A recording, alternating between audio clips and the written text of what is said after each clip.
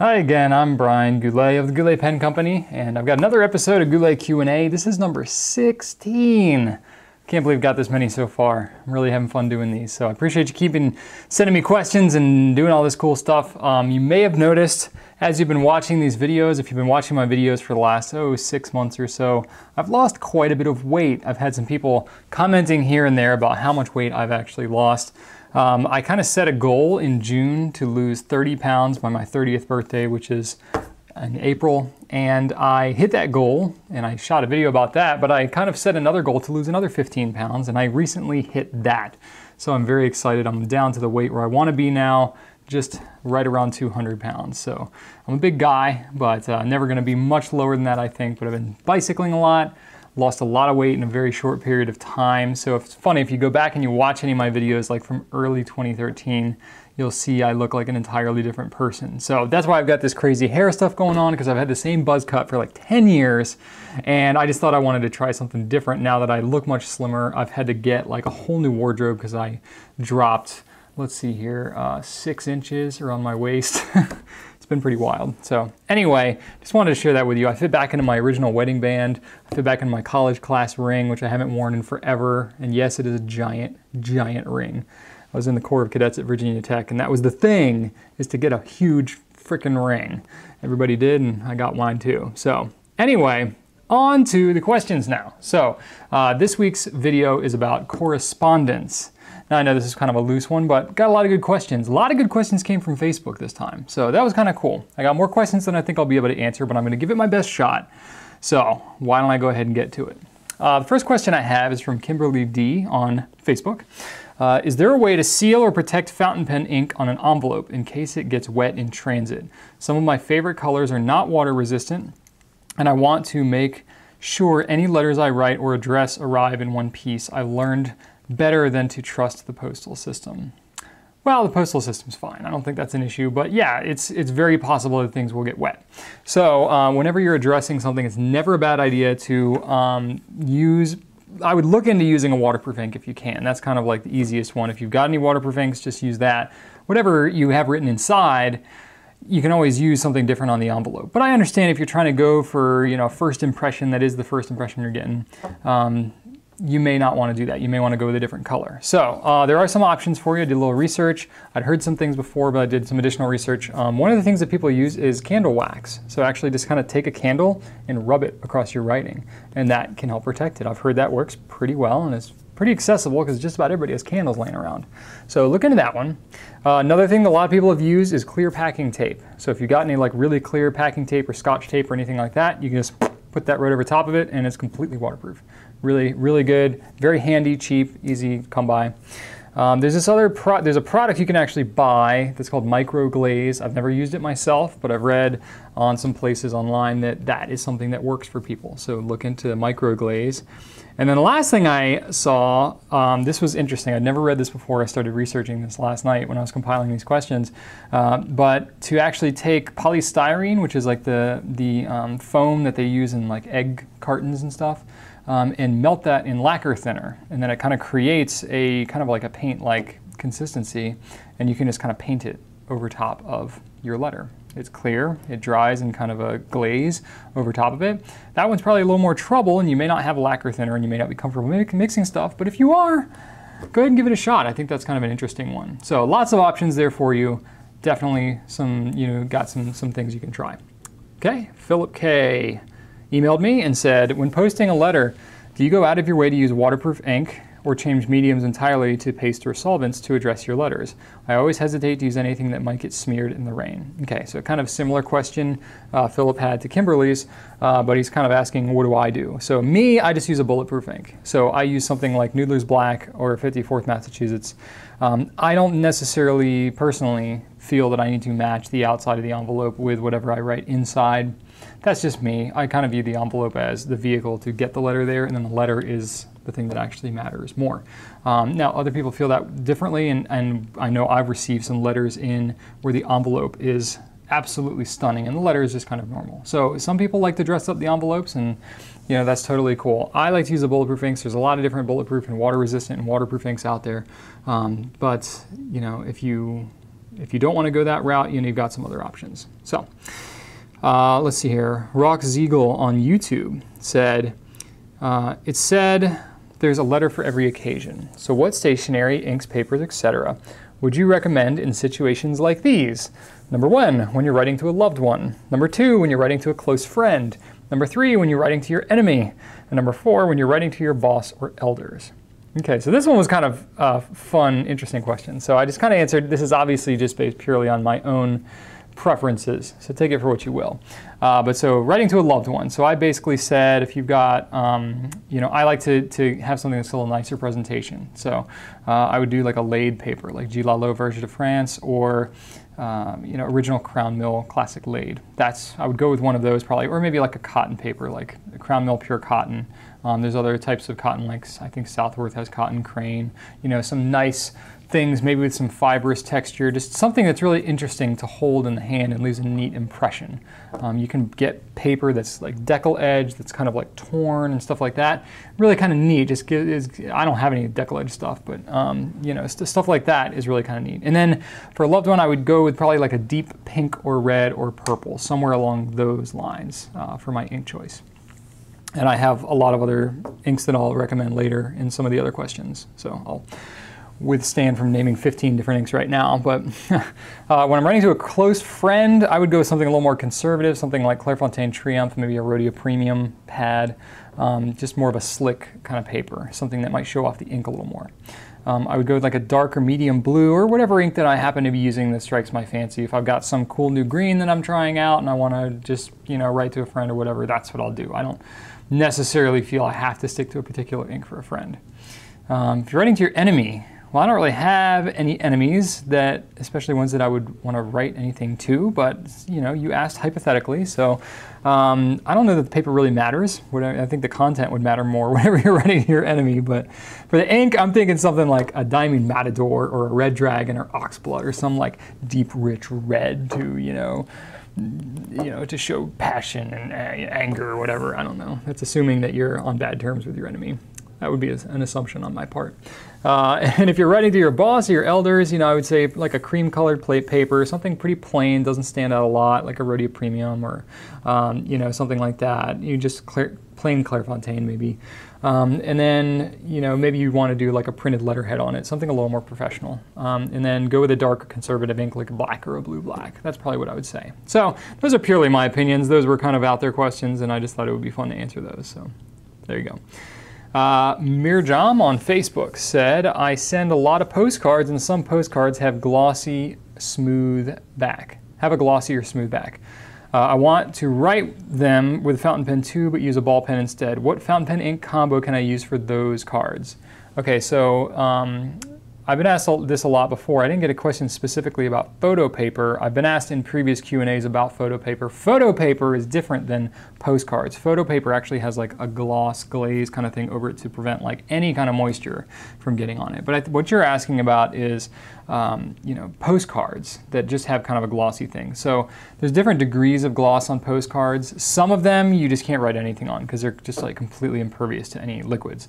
But there are some like matte finish type ones that are coated, just really heavily coated, heavily sized ones that I've found the best ones, the best inks for those tend to be the pigmented ones. So you've got like your Sailor Nanos, the platinum pigmented blue, or the platinum carbon black. Those are going to be the best because they do not soak into the page. They will dry on top of the paper much better than a conventional, dye-based fountain pen ink. These inks, the platinum carbons and the Sailor ones, they have pigments in them, and the pigments will actually dry on the surface. It works really well on watercolor paper, just really heavily coated, heavily sized paper. And then there was a comment under that on Facebook from Yi Tan that said, I have a sample of Noodler's Blue Erase. I suspect that might work on postcards considering it's a whiteboard ink. Well, that's true. It would write really well on the postcard. However, just like if you were writing on a whiteboard with it, it would wipe off really easily too. So I don't know that Blue Erase or Black Erase, the Noodler's inks, would work that well. It would hold on there, but I'm not sure that it would hold up in transit. Steve B on Facebook said, question. I realize this is somewhat tangential to pen stuff, but here's my dilemma. I've been helping out my girls with their stamping endeavors on their Christmas cards. and I was thoroughly disappointed with the ink that comes with most stamp pads. It's thick, blobby, and doesn't dry. I've thought about using some good old black ink to help the girls out. Has anyone tried this, or is there a reason that pen ink and stamping ink are different things? I'm no expert. I'm definitely not an expert on stamping. I did a little research, found some threads on Fountain Pen Network and stuff like that of people that have been using stamping and whatnot. It does seem that stamp ink is kind of different than fountain pen ink. I've read some people that were able to use some of the fountain pen inks. If you were going to try it, I would say Noodler's X Feather would be the first one to try out, or maybe one of the platinum carbon black or one of the carbon-based ones, because those are going to be darker. You know, maybe the X Feather especially is going to be a little bit thicker than some of the other fountain pen inks.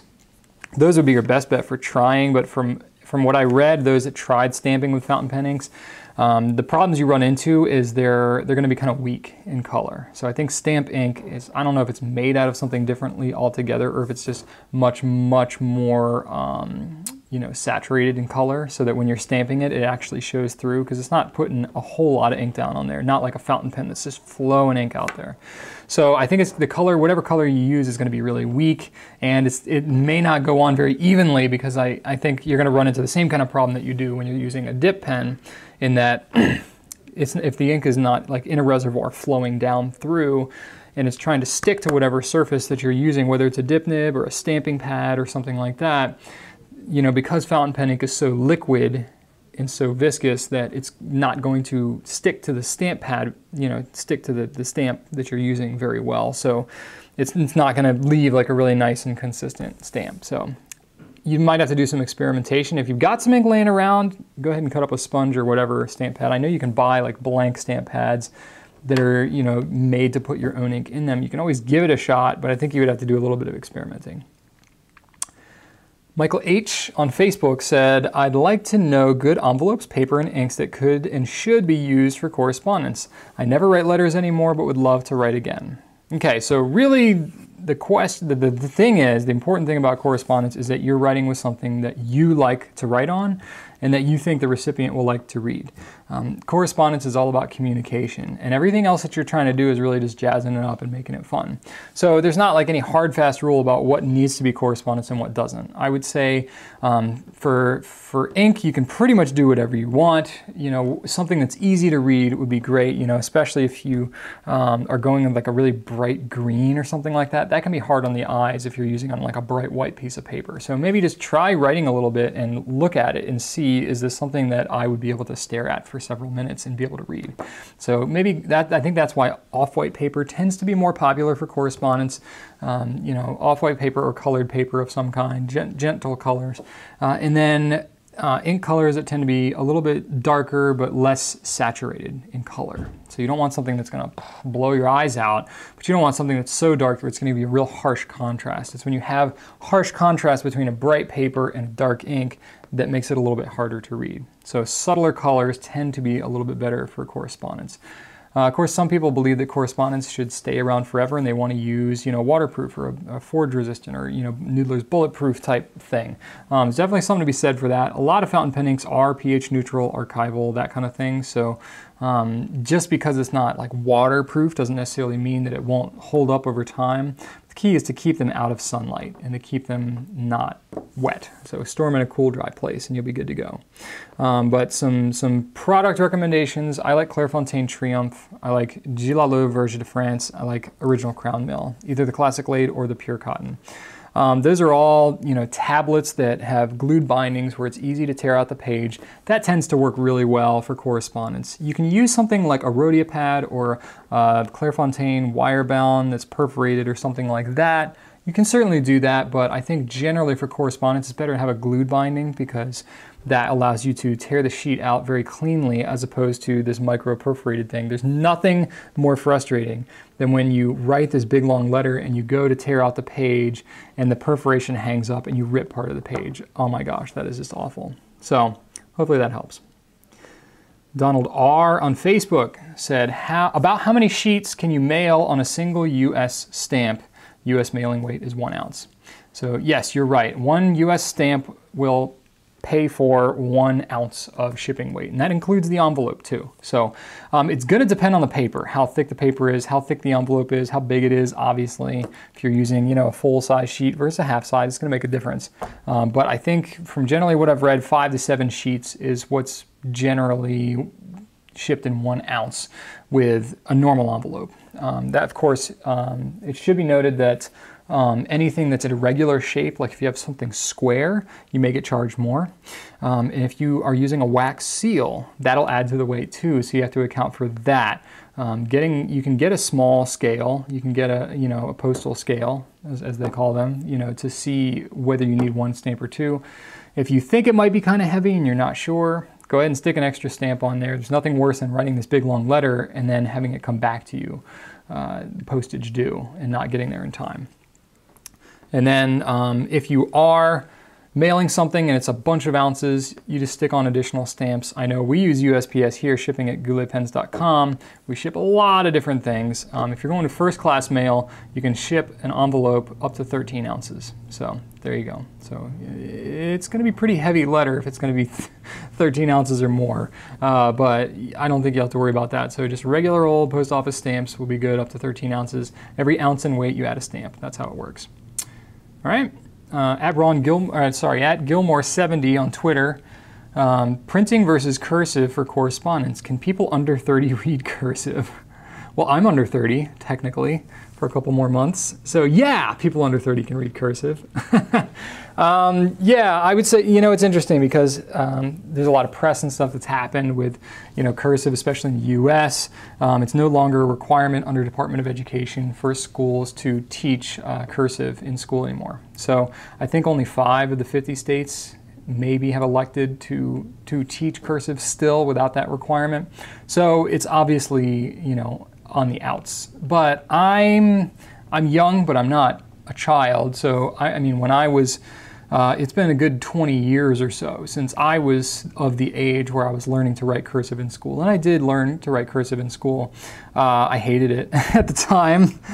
Who knew that I would end up being in this business? But, you know, even at that time, 20 years ago, it was not anything that was heavily reinforced. We weren't, you know, some teachers here and there might have required us to write in cursive, but I basically switched to print, you know, not long after 3rd grade, which is when I learned to write cursive. And very rarely, aside from signing my name, I pretty much never used cursive. I actually, when I started getting back into fountain pens, you know, 5 years ago, 6 years ago, I had to look up, literally I had to pull up like the sheet that had the arrows on the letters to be like, how do I write an uppercase Q? Why does an uppercase Q look like that? I rebel against uppercase Qs. I do them my own way because I hate the way they look in the Palmer cursive. But anyway, so yeah, I learned the Palmer method just like just about every other person that's lived in the last 50 years. But so I had to actually look up the sheet and practice some of my letters again. Because once I switched to fountain pens, I kind of wanted to do cursive again. It felt right. You know, that's what I wanted to do. So okay, so I know I'm really going on a tangent here. So I would say whatever you're doing, whether you're writing cursive or writing print, don't let that stop you from doing your correspondence. If you're writing letters to people and you're corresponding in that manner, then good for you. You know, I would not say, I'm not such a purist where I would say, if you're writing print, you're not really writing a letter. You know, I'm not like that at all. Look, if you're writing a letter to somebody and sending it in the mail, that's a cool experience, whether you're writing in print or in cursive. I would say write whichever way is most legible so that somebody can read it. And if you do want to write in cursive and get away from print, practice a little bit. It's just a courteous thing to do. Make sure somebody can read whatever you're writing. So, but it does, you know, it's better for the hand.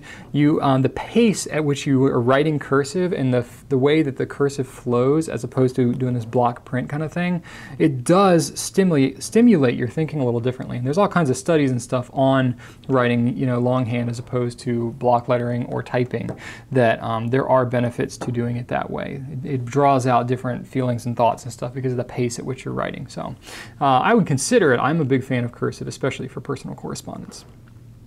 Schin L on Facebook. How do you keep wax seals from breaking in the mail?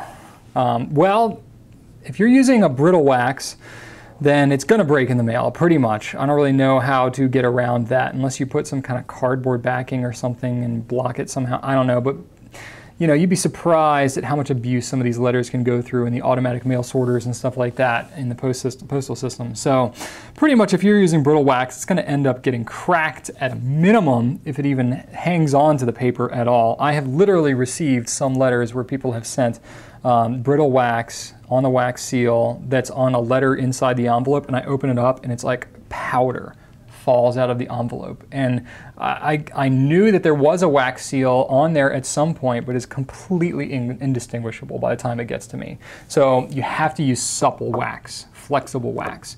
Bond has a supple wax. There's some other ones, some other manufacturers out there that make the stuff. You've got to use that stuff if you're sending it in the modern mail. William S. on Facebook had a really good question. Okay, so Brian, it's Christmas time. What would be a great Christmas red and Christmas green ink to use for writing Christmas cards? I was looking at Diamond Wild Strawberry and the Diamond Kelly Green. Are there any better choices besides those two? I'll be using commercially available Christmas cards on matte stock, no glossy pages, just normal heavy bond paper. It's really going to depend on the quality of the cardstock as to how well the ink will really perform. It's hard to say because I don't think that just about any Christmas card manufacturer factors in people writing with fountain pens on their paper. It's going to be whatever kind of paper that they choose to use, probably some fairly absorbent stuff, so you're just going to have to experiment to see. I mean, most greens and reds will perform okay. There's not really like green and red inks that are formulated to perform necessarily better on you know, cheap paper or absorbent paper than anything else. So you're gonna have to experiment. I would tend to stick with finer nibs. That way you are not putting as much ink down on the card.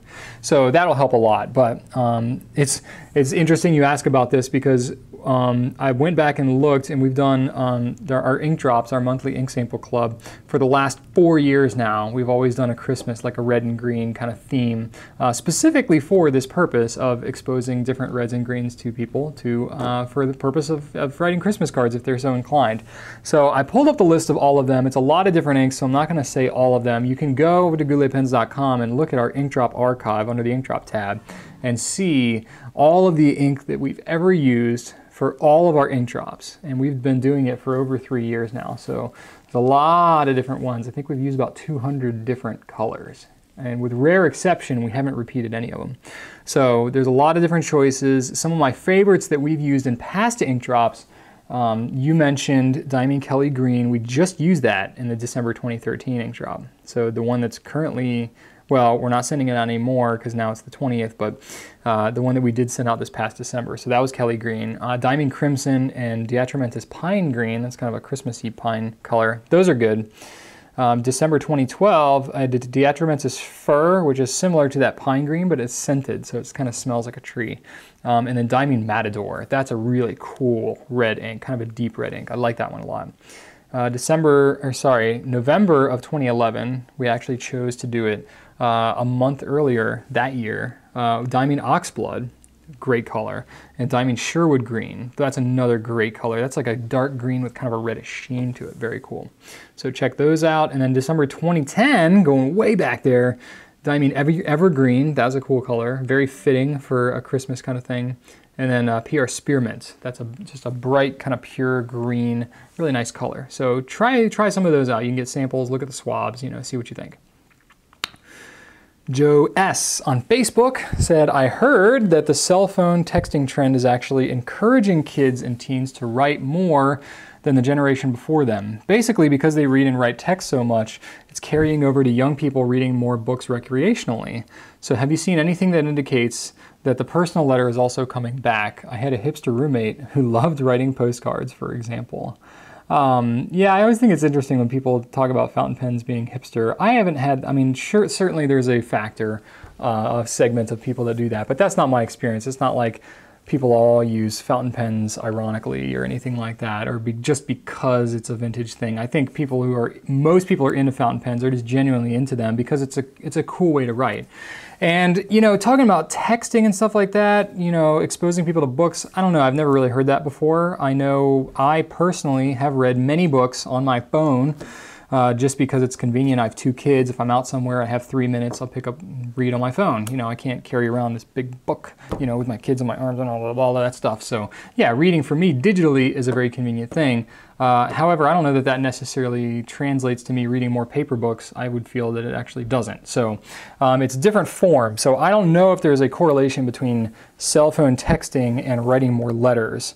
I would say probably not, personally, because it's really 2 different kind of things. What I would say is there's probably more of a correlation between the internet, everyone being mobile on their devices, and the ability to gather information based on your interests. That is exposing more people to fountain pens, and they're able to educate themselves through resources such as this very video that you might be watching on your phone right now, or you might be watching on your computer, laptop, iPad, whatever.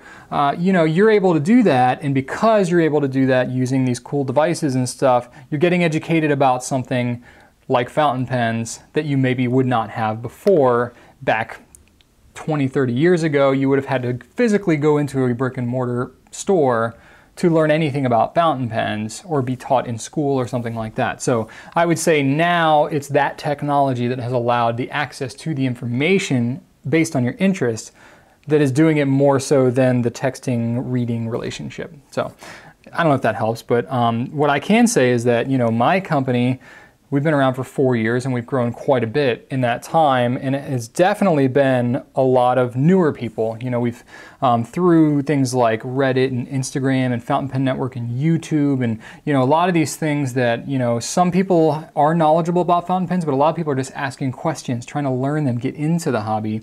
And so it's that interest, that kind of curiosity that people have. A lot of young people who are discovering this stuff for the first time, and I would kind of fit myself into that category. I learned a lot about fountain pens early on through the internet, and so that definitely is a huge factor. And then the one thing I want to leave off with that is that being in the fountain pen industry, I can say that there has been a trend with some pen companies to discontinue some of their lesser expensive products, and I think that's a shame, because those who are just getting into the hobby need inexpensive stuff to kind of get their toes in the water, get their feet wet. And so I am really excited about some of the newer pens that I've discovered personally and just in my business that we've been able to bring to the store. Things like Jinhao, Pilot with their Metropolitan, there's a bunch of them. You know, there's several pen companies that have come out with these lower price pens, you know, Twisbys, Noodlers, a lot of these pens that are more affordable, great value pens for what they cost. They're getting a lot of new people into the hobby, which is great. And I am going to continue personally to try to find a lot more of those types of companies. So if you are a pen manufacturer and you want to make stuff for people in the future, focus on the economic stuff, because that'll get people in the door. Anyway, so at WhatZitMather on Twitter. Any tips for making correspondence a regular habit? Who to write and what to write about? Yeah, I've got some ideas here. So you can always go with the classic pen pal. The pen pal concept has been around for a very long time. FPN, if you go to fountainpennetwork.com, under their Write Stuff subforum, on the like creative expressions little box they have down there, it's right on the front page. Just scroll down a little bit, go to the Write Stuff, and you can actually find pen pals to write people about. You can either start a thread and say, hey, these are my interests, I'd really love to get a pen pal, or you can read somebody else that's already posted and just contact them through Fountain Pen Network and start pen paling. I haven't done that in a number of years, but when I first got into fountain pens and first got on the forum, I did reach out to a couple of people through that method to start corresponding. Of course, I wasn't able to keep up with it because I had a newborn and I was just crazy busy and whatnot, but it is a cool way to link up with some pen pals. So that's something you can check out.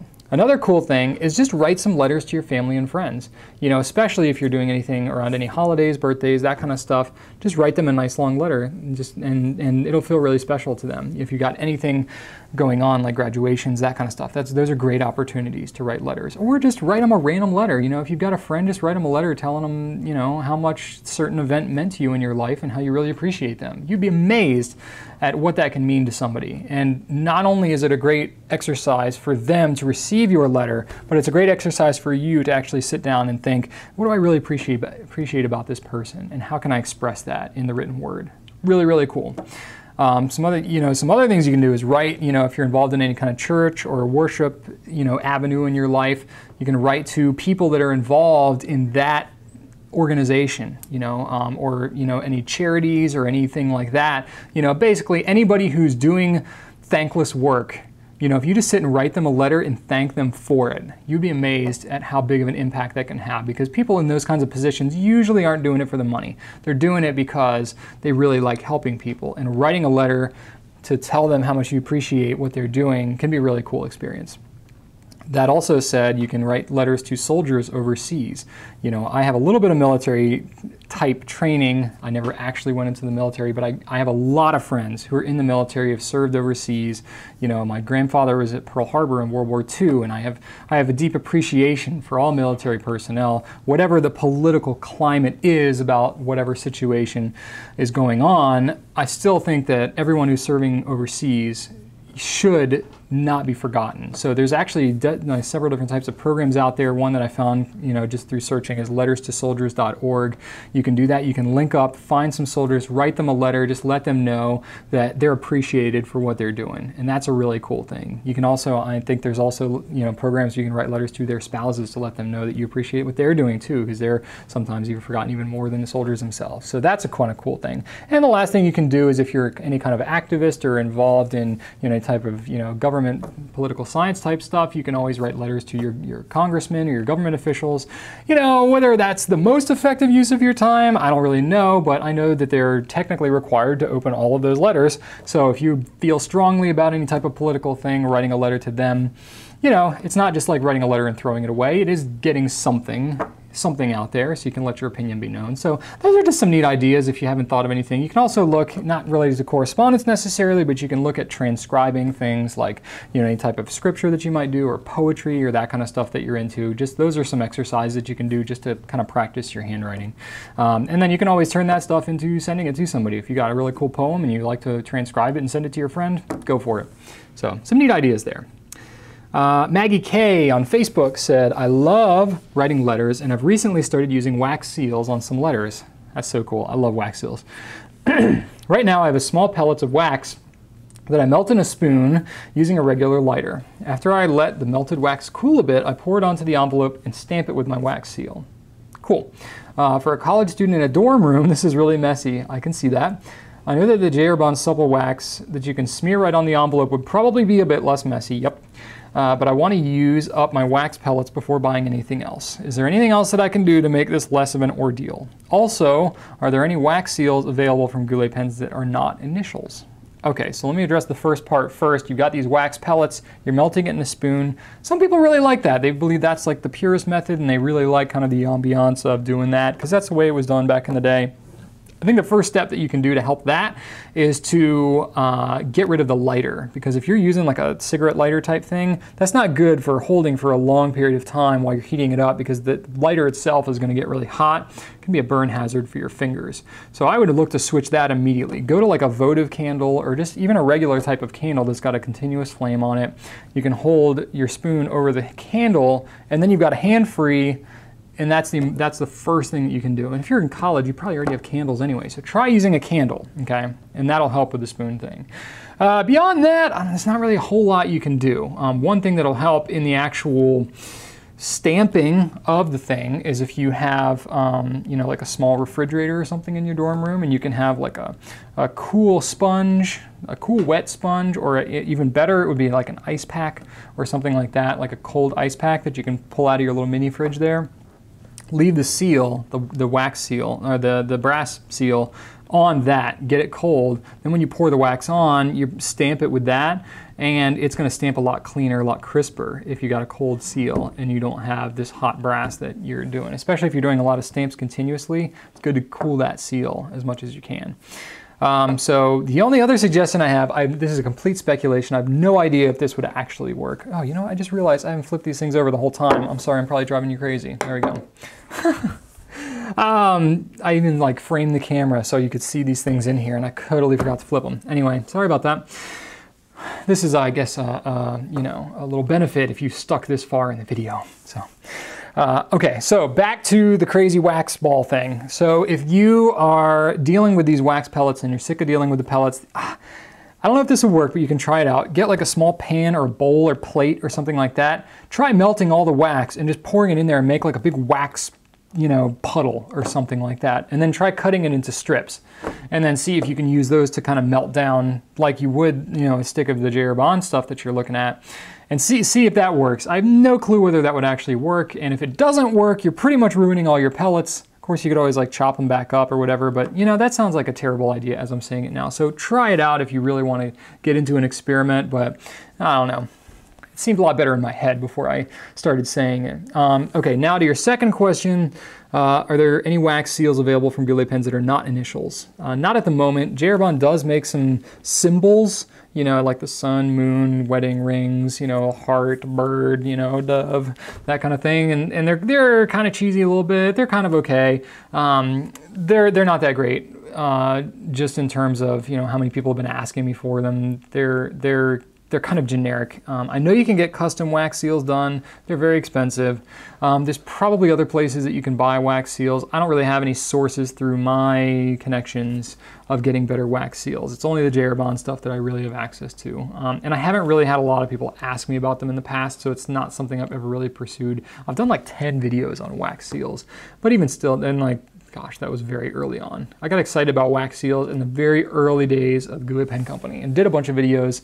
I really haven't done anything with them since, except I'll send them every now and then. I like doing wax seals. I've got a whole bin of like wax seal stuff of just all these little partial sticks of different colors of wax, and I've got my big butane, you know, flexible bendy lighter that I use that heats up the wax really quickly and makes crisp seals and stuff. So a couple of handmade seal handles I've got in there too. Kind of neat, but anyway, so there you go. Inti on Facebook said, do you keep a record of all the letters you write and receive? If so, how would you recommend doing it?